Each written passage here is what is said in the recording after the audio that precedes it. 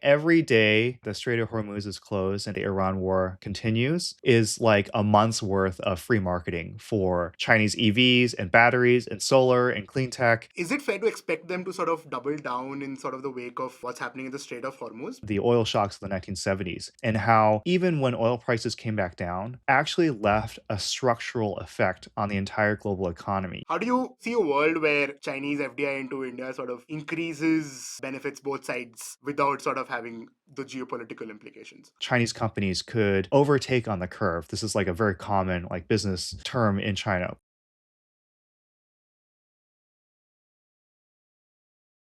Hi folks, this conversation is with Kyle Chan.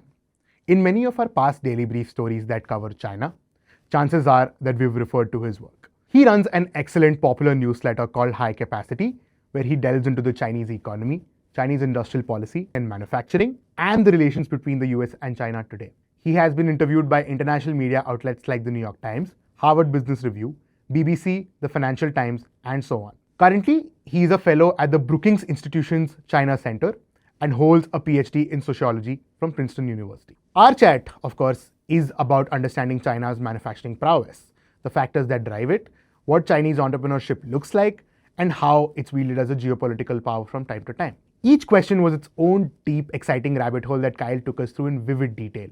But that also meant that, unfortunately, many other questions were left unasked on our end this time around. We hope you enjoy the sheer depth, if not breadth, of this conversation. Kyle, thank you so much for joining us from a completely separate time zone, entire worlds apart. We at Market are huge fans of your work. Honestly, surreal to be speaking to you. The first question is not necessarily economic or industrial policy related, maybe, but it's a question that I think people keep wondering. I have kept wondering, which is that in China, entrepreneurs seem to operate in a very different social and political context, right? And all entrepreneurship to a degree works in certain social and political contexts, right? What do hero stories of entrepreneurs sort of sound like in China? What is it that exactly gets rewarded in sort of the Chinese system, which also we'll be delving into? Yeah, that's a really interesting question. So I don't think that there are many of these hero stories where the entrepreneurs have gone around the system. And I think like that's also a more popular theme in the US where you have like the disruption idea, move fast, break things. I think that there are reasons why in China that is not as acceptable, and we can come back to that in a second. So for Chinese tech entrepreneurs especially, the idea is like if you tackle a really hard problem or are able to scale the business really, really quickly, like the more sort of like barriers you were able to overcome, and especially this idea of like grinding. I mean, it's like I guess it's also big in Silicon Valley too, but just like really heavy emphasis on how hard you work, like sheer effort. It's like, for better or for worse, it can definitely go way overboard in terms of like then demanding hours out of your team that are like inhuman. But that is like a big part of it. So like, yeah, getting over, and also this is maybe true across many different countries, but the underdog story, right? Especially I think when it comes to the comparison with the American competitors, this idea that like for a lot of Chinese tech founders, they're like an underdog to their compared to the like, Chinese big tech companies like Alibaba or Tencent, but then also they're underdogs relative to like the global big tech, which is a lot of that is American big tech. So yeah, those are some of like the elements. Yeah, I mean there's so many interesting like cultural quirks, and then there's structural reasons too. And there's like idea of like disrupting government policy is like a no. It's like you've seen cases where some of the entrepreneurs have been more outspoken, like Jack Ma, or the head of ByteDance, and have gotten more than a slap on the wrist for that. That has had a ripple effect on the whole culture. And so people don't want to go against the system. If anything, they want to show how much they're working, in line with China's national priorities. That's a great answer. And why I sort of asked you this question is because I very recently read House of Huawei. Oh, yeah. Amazing book. I think one of my favorite pieces was by Kevin Zhu, where he wrote about Huang Chuanfu. Please correct me if it's wrong. But I was very enamored by the story of Huang Chuanfu and broadly the story of BYD, right? Yeah, yeah. To what extent are, say, the go-to-market strategies of companies like Huawei or BYD, right? Like Huawei has the infamous rather, sales wolf pack, so to speak, right? Where they supposedly borrowed like some playbook out of Mao Zedong to sort of market their technologies, right? How much of these go-to-market strategies of different Chinese firms, the biggest ones, driven by sort of individual firm level decisions versus the broader structural state driven ecosystem that they sort of operate in? Yeah, I think that's a really interesting question. I think it depends on kind of like where you stand in the system. So there are, as you probably know, in China, like these big state-owned enterprises, and they play a huge role in the economy, and they're sort of like the giants in the room. And when it comes to like the auto industry, there was like a very, very strong bias. I mean, basically, for a long time, you could not basically start your own private auto company. You needed to go through the state automakers. It was very tightly controlled. And actually, it was companies, some companies outside the system, like Chery and Geely, that kind of broke the rules and were able to kind of sneak past and set up an auto plant. And then they ended up becoming like a new generation kind of before BYD, but after like the old state-owned enterprises of China's growing auto industry. But then you have players, yeah. So you have some players that are like more on the outside, and then their strategy, I would say, is partly one where they're trying to like creep around in the margins when they're not like immediately brought in. And actually, Huawei, ironically, was one of those companies. Like today, we think of Huawei as being like the center of the storm, deeply aligned with China's national priorities, deeply aligned with like Chinese political leaders. There's like so many photos of like, Huawei and Ren Zhengfei with Chinese political leaders, jointly selling Huawei gear abroad. So that's what we think of today. But early on, Huawei was sort of an outside player trying to get in on the game in China. And so they tried to pursue this strategy of sort of like targeting, smaller markets, local governments, maybe knowing that they, had an uphill battle. And BYD kind of similar too, right? They really started like with the very, very cheap, kind of almost like laughed at cars when they were starting off. Globally, it's interesting. They follow a similar strategy, right? They're not going to go straight for like the American market, telecom gear or for the automotive market.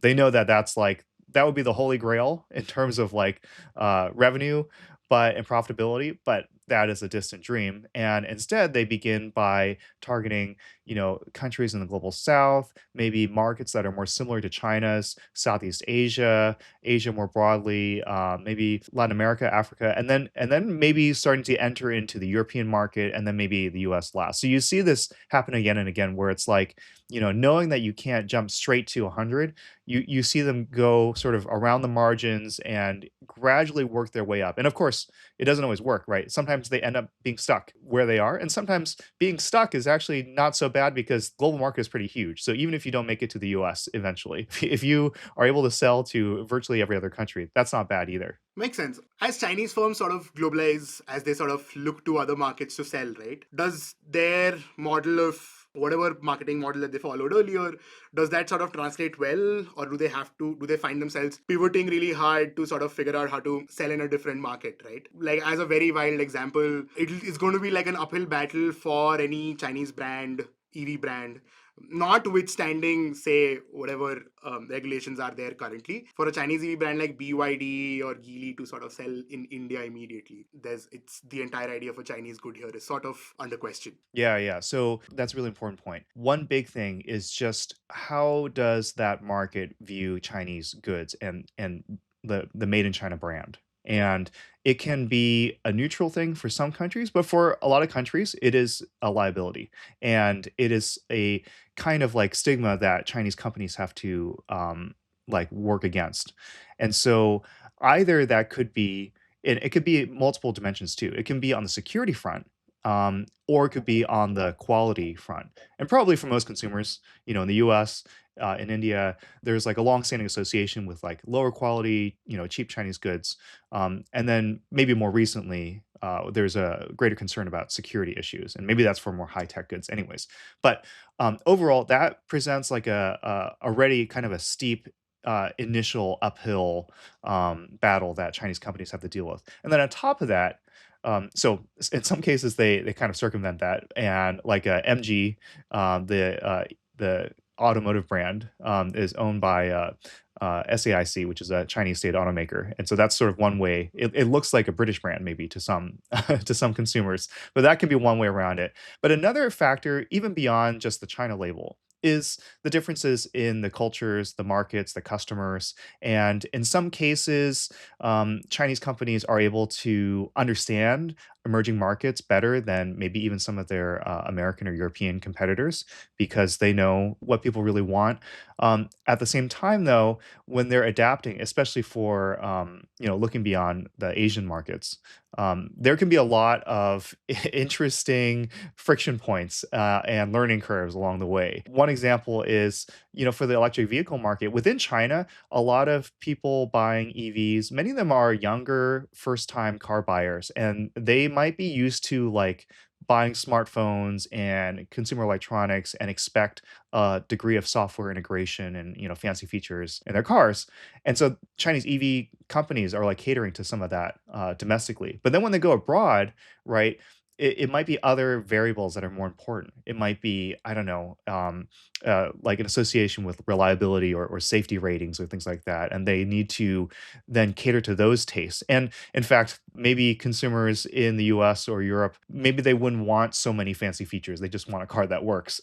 So there's like all sorts of ways they need to adapt depending on the market, depending on how big the cultural difference is between the sort of Chinese consumer market and wherever they're heading next. I recently saw an ad for Xiaomi phone that advertised a 200 megapixel camera. And in India, phone camera quality is like one of the biggest sort of attractive features that any sort of Indian user, smartphone user sort of looks at. And that's sort of partly why brands like Oppo, Vivo, Xiaomi have sort of seen a lot of success. Yeah. Oh, Leica. I think they have a recent phone where they're like the camera has like the giant Leica logo on it because they have the partnership with Leica, which is an iconic brand from my understanding in India, right? There are a lot of camera enthusiasts, like people who love like photography, and Leica is like one of the gold standards for high quality optics. So, yeah, and then the phone itself is like 90% camera, and then like the rest is like a camera with a bit of smartphone attached to it versus the other way around.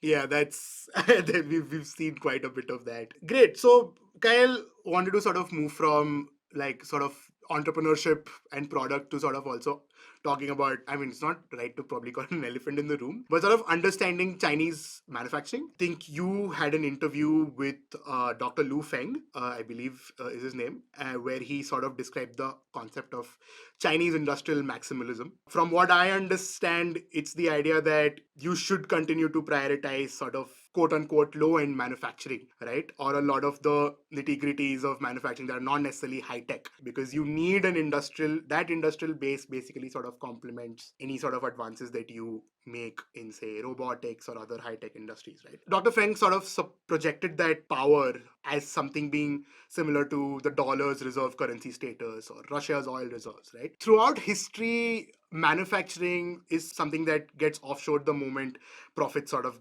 decline. How do you sort of think about Dr. Feng's sort of thesis? And is China really sort of trying to keep this industrial base sort of intact as they sort of try to move ahead in the value chain? Yeah, so there's actually a big debate, an ongoing debate among especially Chinese economists about these issues. And there's not necessarily a full consensus. So there are some people like Lu Feng who argue that China should go all in, every industry essentially, that China should continue on, the so-called sort of lower end or more traditional manufacturing lines while moving into the higher end. And there are others who argue that no, China should start to leave some of those behind, that they are the kinds of jobs that people might not want anymore. Wages are rising. They tend to be more pollutive and worse for the environment. So, China should follow the path of other countries and leave them behind as China gradually upgrades. Yeah, and this debate is still unfolding. I think in practice, we see a mix. So I think we do see in some cases, China really tightly holding on to some of these older industries. And you can see that as, in part, a resilience strategy as well. it helps to be the largest steel or aluminum producer in the world at a time when some of these supply chains are in flux, and that can still feed into all of your other downstream industries, automotive, shipbuilding, and everything. And then there also is this argument, as you pointed out, that it provides China with a kind of geopolitical leverage.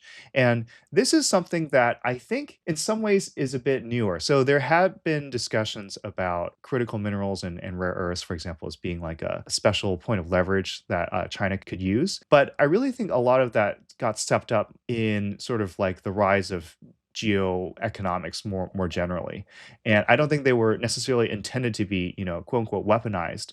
But now they can form a point of leverage. And then I think, especially given the most recent round of trade wars between the US and China, I think China felt very vindicated when President Trump tried to up the ante and like really raise tariffs, like over 100% on Chinese goods. And China, retaliated as well. But ultimately, the difficulty with trying to raise tariffs so high on China is that Americans need those goods. They're very hard to source elsewhere.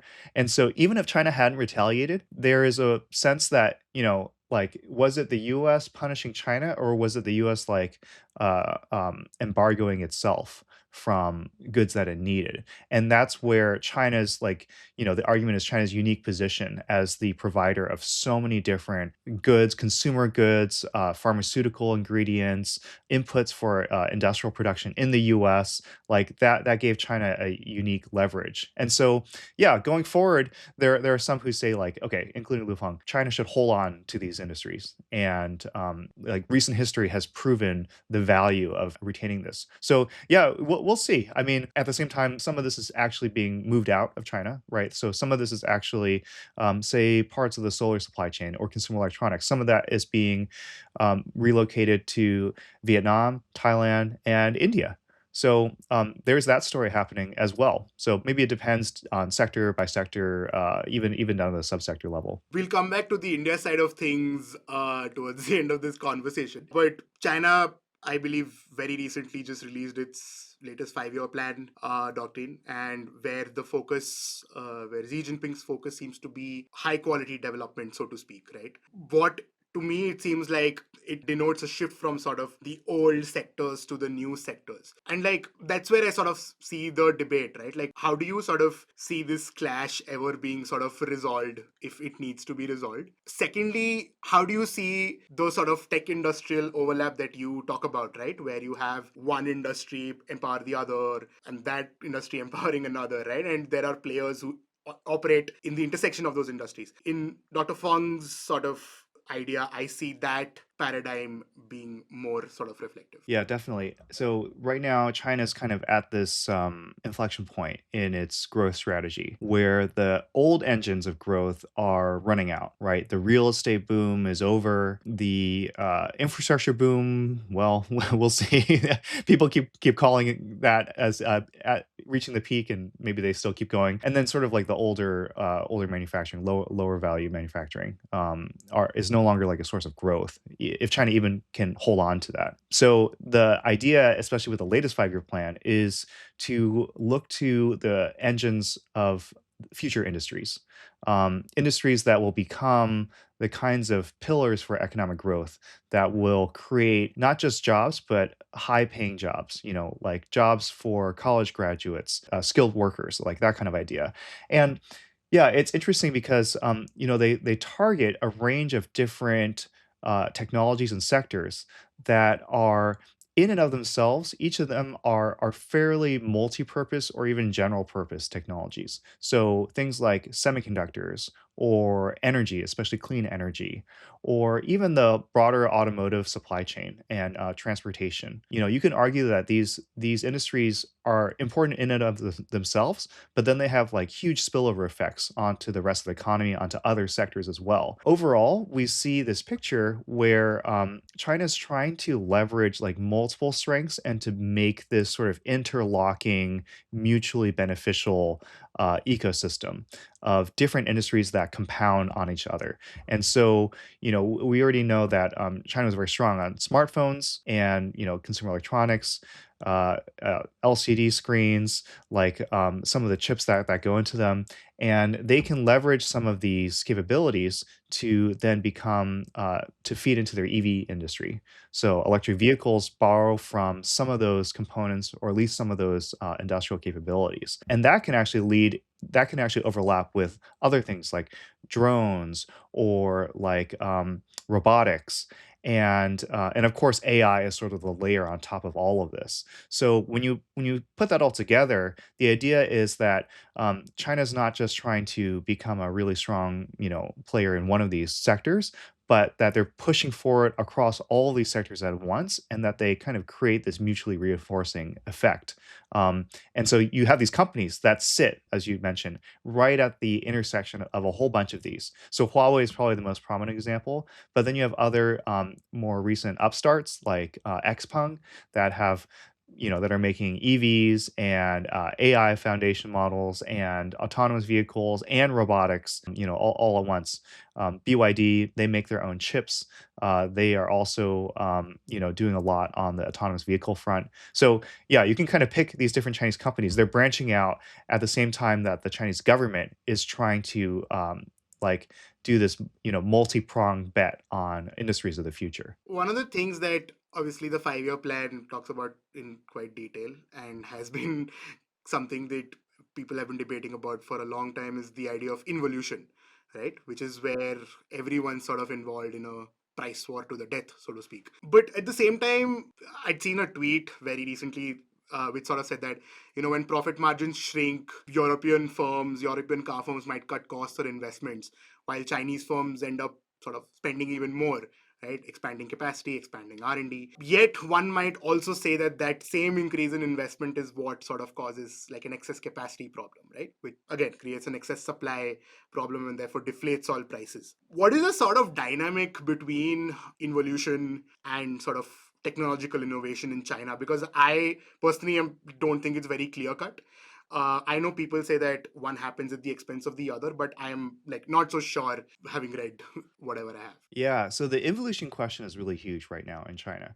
They used to use the term overcapacity more directly, and I think it became sort of politicized when the EU and the US started to use that term because they were upset about getting flooded with Chinese exports. So China has kind of pivoted, but the concept is still basically the same. And it's that Chinese firms don't always operate in terms of profit maximization, at least in the near term, like you would expect a normal firm in a normal market.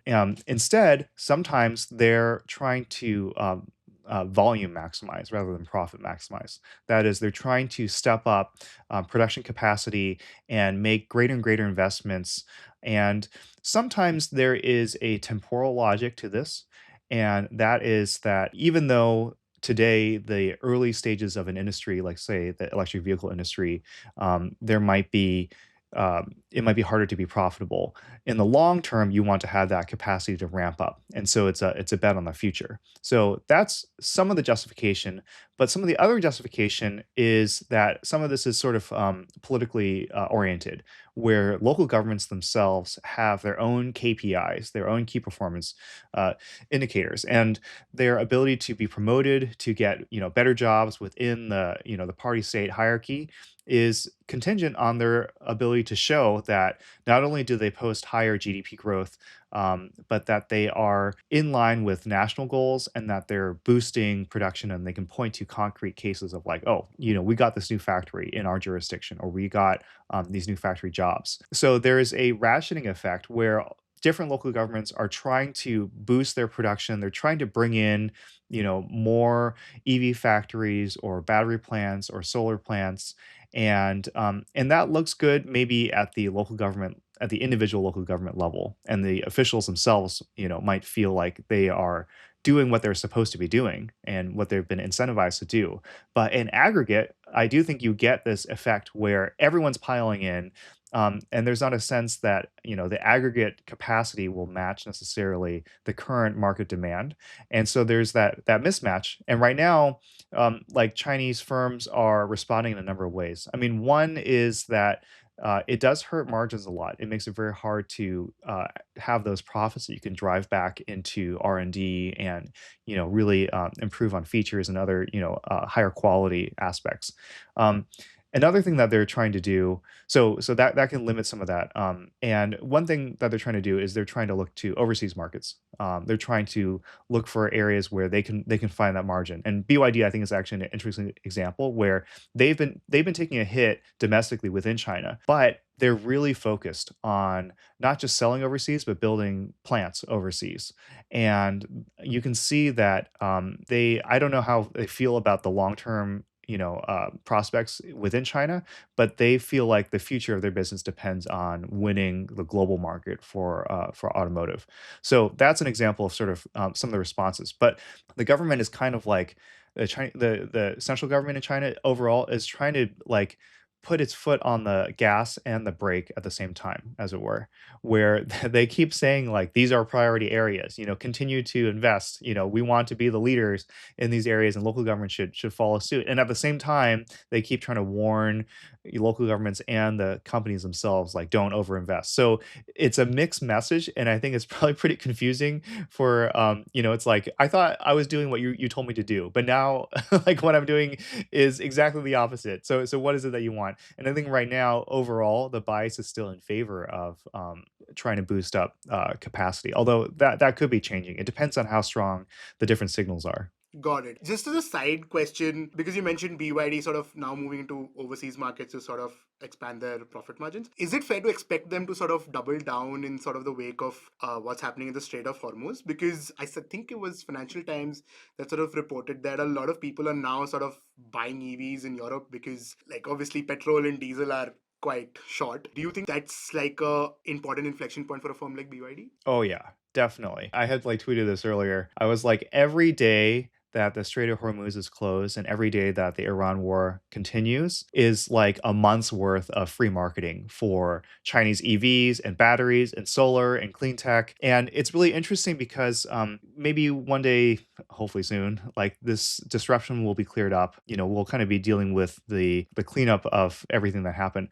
But the psychological effect, I think, will continue to reverberate. And I think back to, I mean, I wasn't alive then, but the oil shocks of the 1970s and how even when oil prices came back down, actually left a structural effect on the entire global economy. You think about how much countries stepped up their investment actually in alternative energy, as it was called back then, and how much they really emphasized, how consumers really emphasized energy efficiency. And you have the rise of Japanese automakers where they were doing well because they were priced pretty competitively, maybe like the Chinese EVs of today. But then with the oil shock of the 70s, you got these Japanese highly fuel efficient vehicles that seem suddenly really, really attractive. Not only are they cheap to buy, but they're cheap to own. So that caused like a huge boom for Japan's automotive industry that I think might be happening to a certain extent also with China's EV industry and broader clean tech industry. So that's what I'll be curious about. I mean, people were worried about this for a long time. We've had so many different supply chain disruptions, COVID and everything.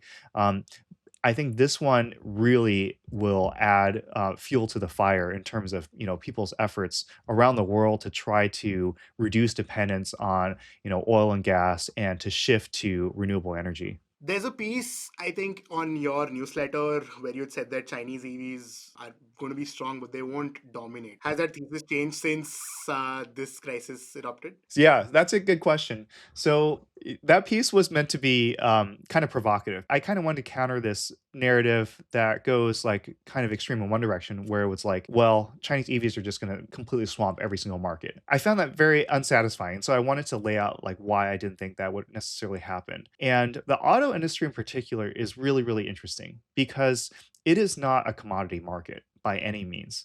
like brands matter tremendously. People have incredible brand loyalty, and they also have country loyalty in terms of the producers. And actually, the Japanese story is useful here. You see that it's not always the case that the cheapest or the sort of best value vehicle wins out in the market, whatever that means, because consumers have different tastes, they have different preferences, and they also like have ideas and even dreams associated with certain car brands and certain, like why, for example, in the United States is the most popular vehicle. Actually, I think the three most popular vehicles are all pickup trucks.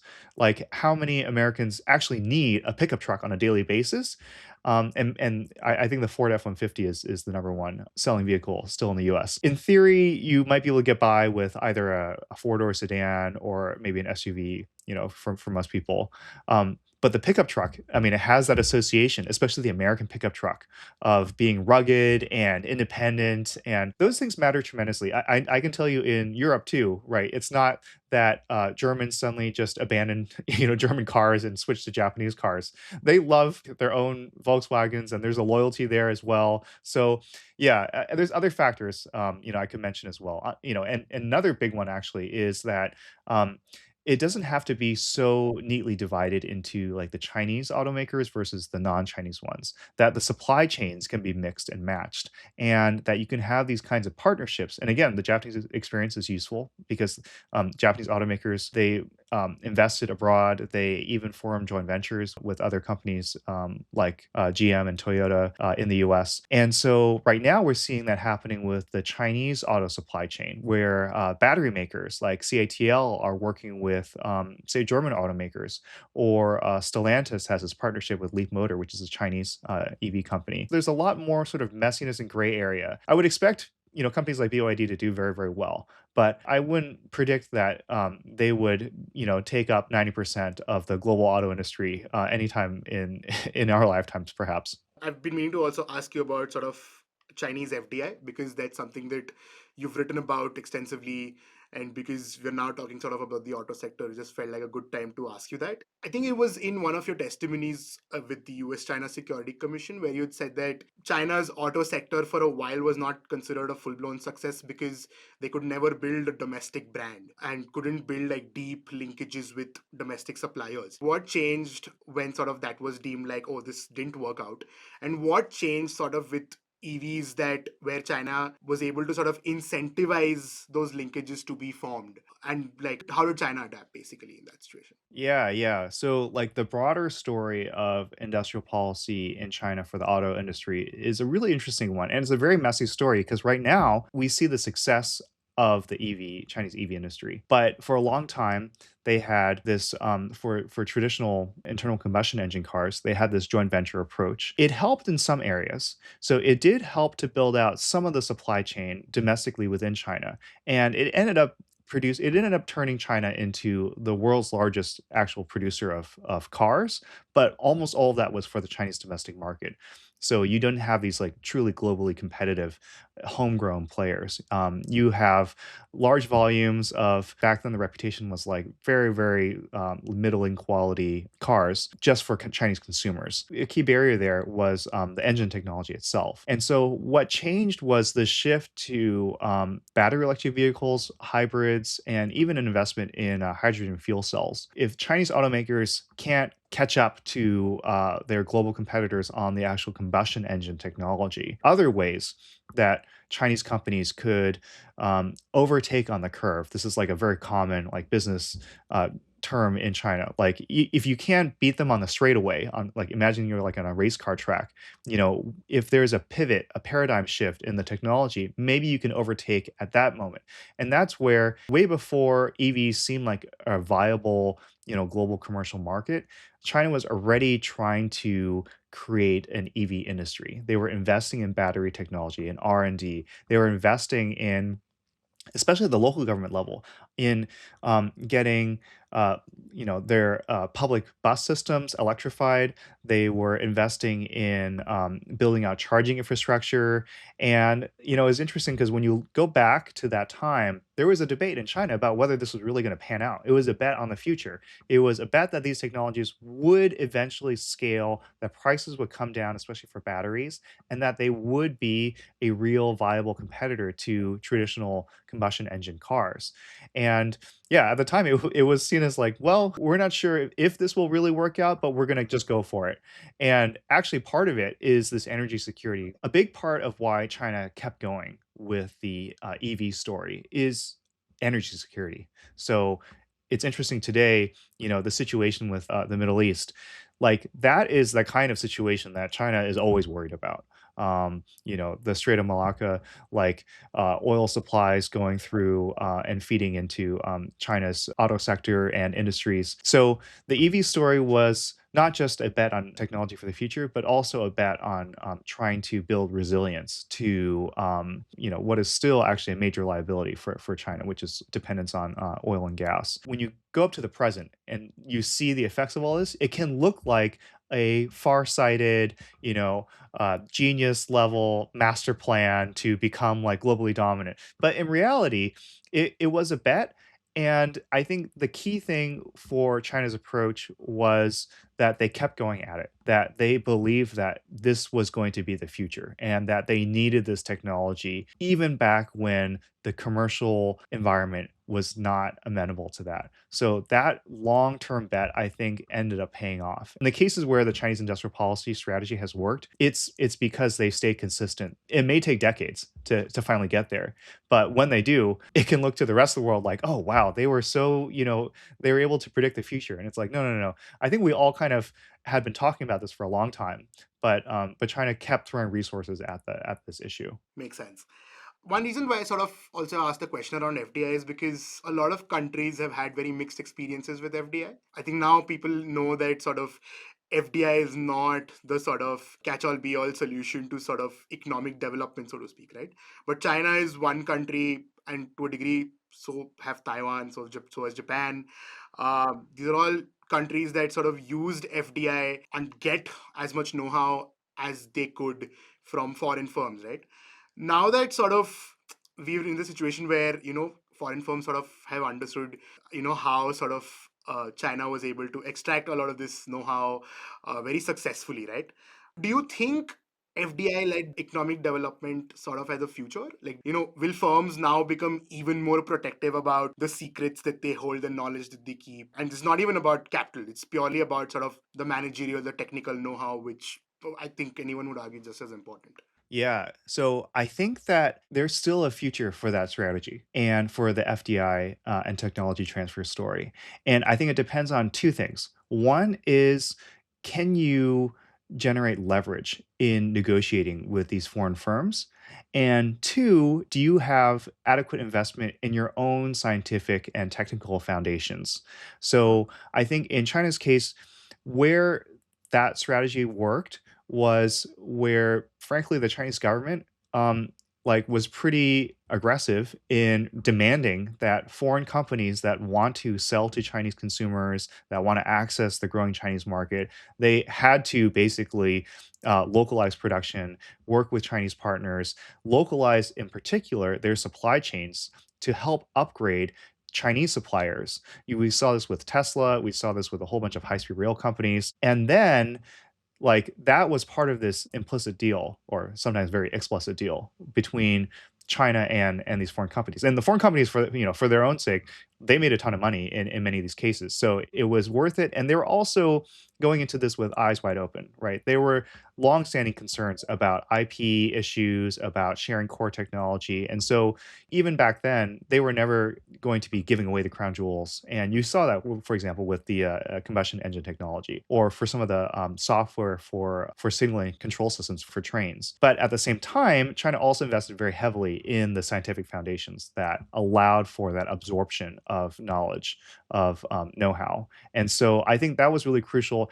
And the irony is, when I look at other countries in the world, I think of India first and foremost as the country that can do this. because you have like an enormous market, you have the scientific and technical talent there, and you have actually an existing large and diversified industrial base to build off of. So it's not like you were trying to bring in car factories when you've never produced a car before. India is like one of the largest auto producers in the world.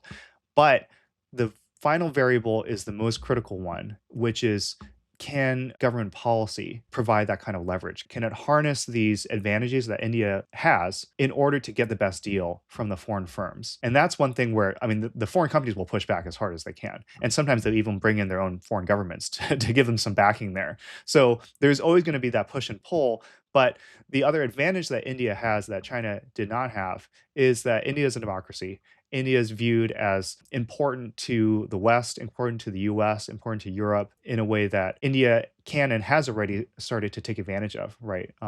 So you see some of this sort of like offshoring from China or China plus one strategy. India is like one of the major countries taking advantage of this opportunity. So yeah, I do think that like the potential is there. And I think you do see it happening in some spaces. And, you know, we can get into, for India, some interesting cases of FDI working.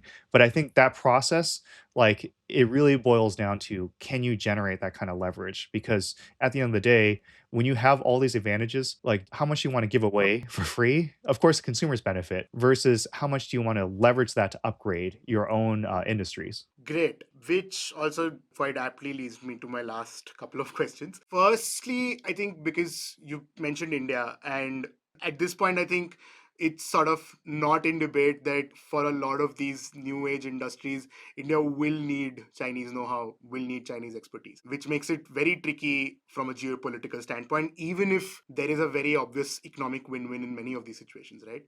India has a huge market that Chinese firms that are facing declining profits can take advantage of, and obviously India can learn a lot of new things, right? How do you see a world where Chinese FDI into India sort of increases benefits both sides without sort of having the geopolitical implications? Yeah, that's a tricky question because, as you point out, I mean, just on the sheer sort of economics and technology and market fit, it would seem natural that there would be a lot of cross-border investment flows, a lot of commercial partnerships. You know, I still remember when I believe it was Alibaba was the largest shareholder in Paytm, and this was like way back in the day. This is before Doklam and before Gawan, and yeah, and so you know, but then on the other side of the ledger is the geopolitics and the security risks and the conflicts. And India China case in particular is kind of unique to me as well because these are two countries that have not had many deadly military clashes with other countries. And so the fact that they have had it with themselves is like not so long ago just makes this whole relationship much more complicated.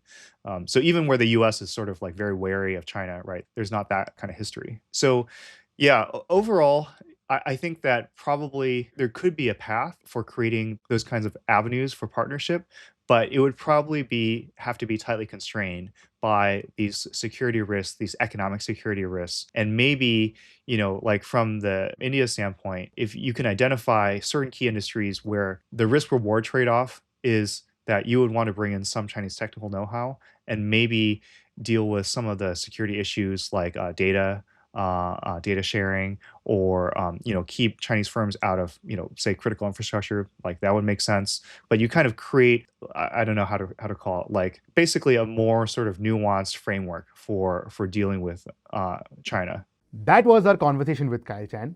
We hope you enjoyed it. I certainly did. Until next time.